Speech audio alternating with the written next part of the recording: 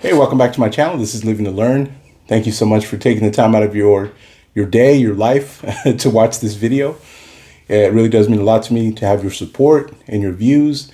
Please subscribe to the channel if you have not already, and share this video with anyone who you think would benefit from it. And I do hope that you're able to take something away from what you'll listen to today that's going to be helpful for you as well. Before I get started, I do want to remind you, in the description of my videos, you will find my TikTok and Instagram handle. From what I've heard, it's going to soon to be just Instagram, right? I heard they're shutting down TikTok. I don't know if that's going to happen or not, but as of right now, it's TikTok and Instagram at Live to Learn Coaching.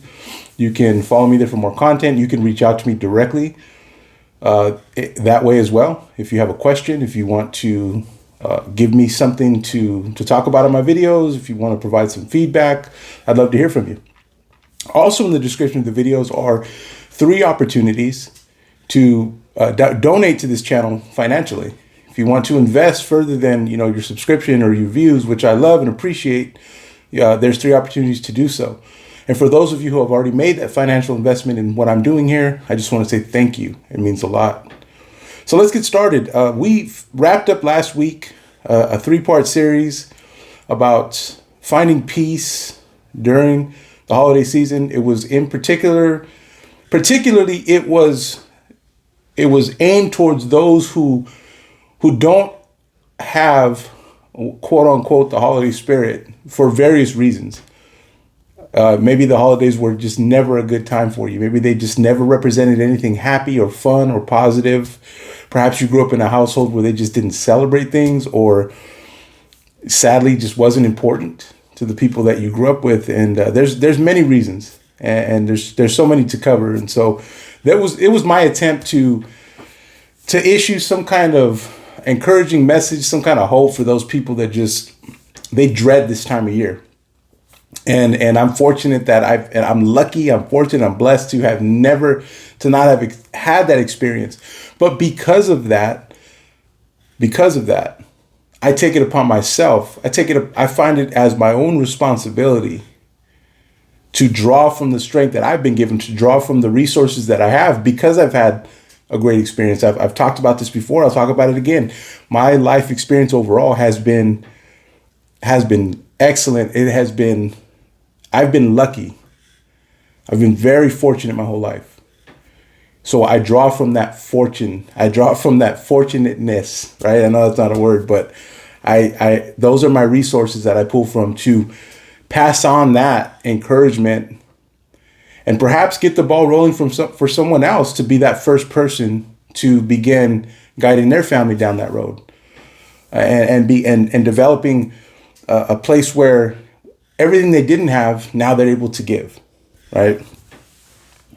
So speaking of which, I do want to give today. I want to give I want to talk about 3 things as I reflect on the past 12 months. Again, we're getting close to the end of the year. I cannot believe how fast 2024 has gone by, and you probably heard me or someone else say that over the past year, every year, right? The years just seem to fly by. The time just flies. In fact, I was thinking right now, as I was getting set up to record this video, I was thinking about last year's end of the year video, right? 2023 going into 2024. And I remember just thinking like, wow, here I am again. We're already here again. It's already close to New Year's.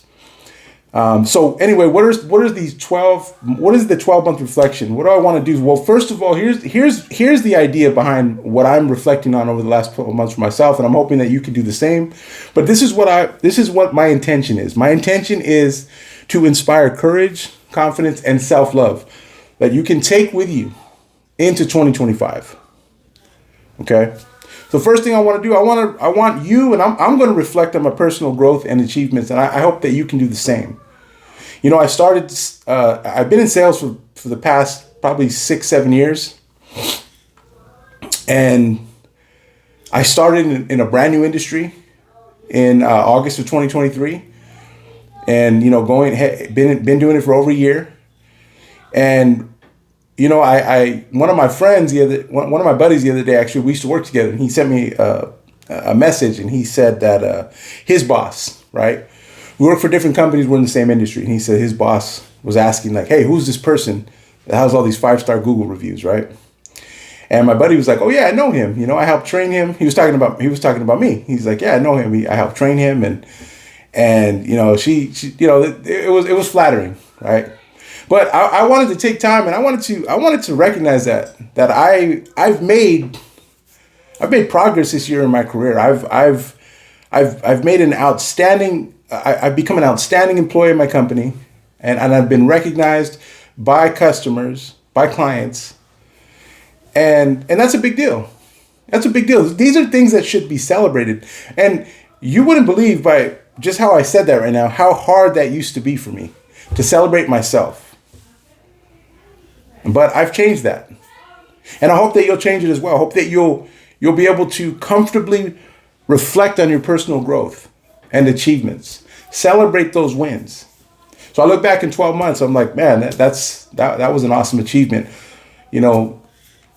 I've been able to continue to be consistent on my channel. That's a great achievement for me as well. I don't think you guys understand how often the thought of just not doing this anymore comes up. As much as I love it, as much as it feels great to make these videos, as much as I want to help people out, the thought pops up in my mind more often than you might think. So for me, I have to reflect on the achievement that I have continued to do this in spite of. The second thing we need to do is we need to think about the lessons that we've learned from challenges. It's funny that we say things like, next year we're not going to remember this year's problems. And that's true to an extent. And why is that? Because there's always something else coming up, right? There's always another problem to handle. We don't have time to think about the old ones. But what are some lessons that you learned? What are some lessons that I learned from challenges this year? And there were some seasons this year over the last 12 months where I found myself in some very dark nights, in some very uncomfortable and painful situations. What are the difficulties? What did I learn? What did they teach me? Well, number one, they taught me that no matter how prepared you are for something else is always going to come along and catch you off guard. That's just how life works. I was talking to my brother earlier, and I said, things don't happen when they're supposed to happen. They just happen. That's life, right? Things come out of nowhere, and you have to deal with them.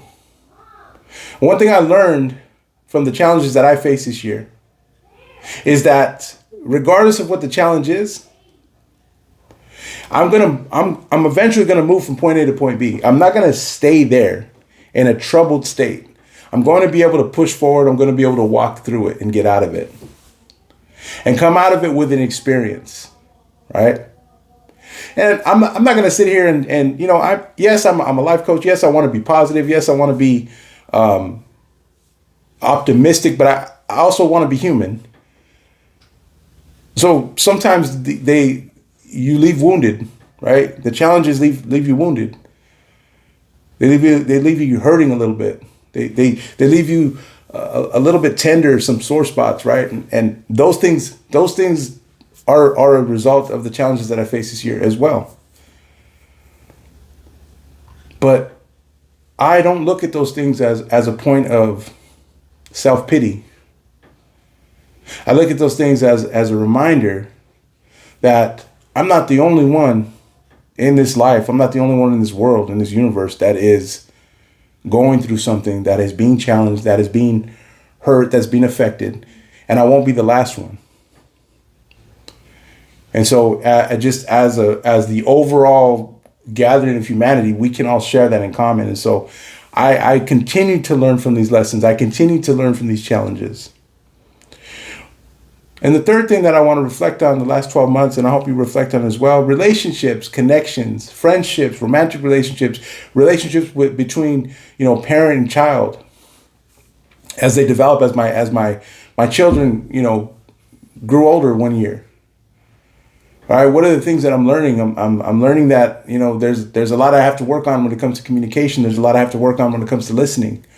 There's a lot that I have to work on when it comes to communicating my love, my affection, so that they understand it as, hey, this is a good thing coming from Dad. Also, just people in my life, people that have just been helpful. My family's just been amazing. My wife just been who's just been a rock to our family. Like these relationships and connections have provided strength for me to get through another 12 months of life.